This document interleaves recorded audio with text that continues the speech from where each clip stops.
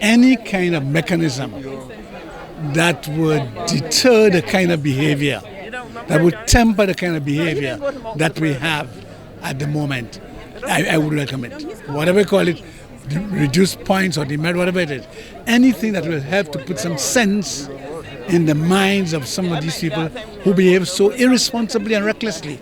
And the point is this, that, it's one thing when you drive irresponsibly and you get injured, but your irresponsible driving is affecting other people, So it's very selfish, very, very selfish and uncaring, And I think that society, as a society, has a right to put in place mechanisms to protect itself.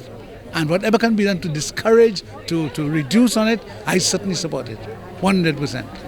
Yeah, I think it's definitely necessary that we need to update our legislation with respect to road safety and prevention of accidents on the road. I mean, we've seen some successes according to the police. We've seen a significant reduction in road fatalities, but we are seeing, of course, more vehicles on the road, nearly 100,000 vehicles, and people have to be more responsible. They have to remember that they're not driving for themselves.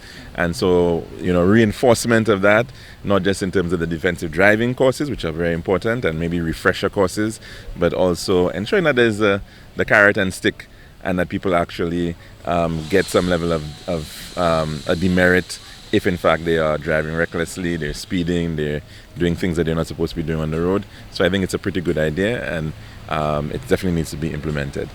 I will support any measure that the department with responsibility for transport, any measure that will cause our drivers, those who are delinquent, any measure that will cause them to slow down, any measure that will cause them to take more care on the roads. We know that our government has invested heavily in repairing roads, and building new roads, ensuring that some of our major highways are rebuilt, and therefore the drivers, people have to take control of themselves and take control of what they do.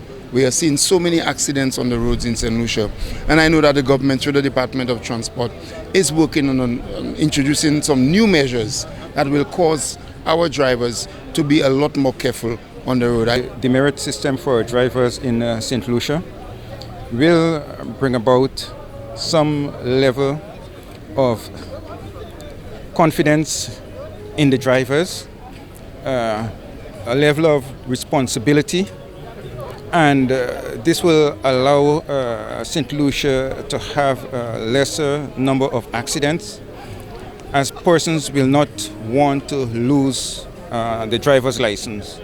But of course, before we implement such a system, we need to have a very serious education and promotion on driving.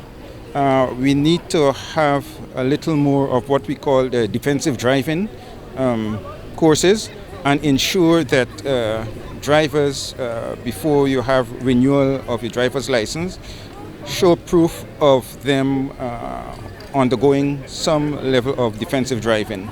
But definitely, I think it's something that is going to reduce the number of accidents and the impact, because we know it's not just an accident, but the overall impact in terms of the costs on the health sector, where you have to have pharmaceuticals, medical supplies, you need to have blood, and the management at whether you go to one of the wellness centers or the hospital, it comes with a cost, and all of this increases the burden on the health sector, notwithstanding the impact on the individual who would have been impacted by the accident and their families. So definitely, I think this is something that we should look into and have a conversation across the country.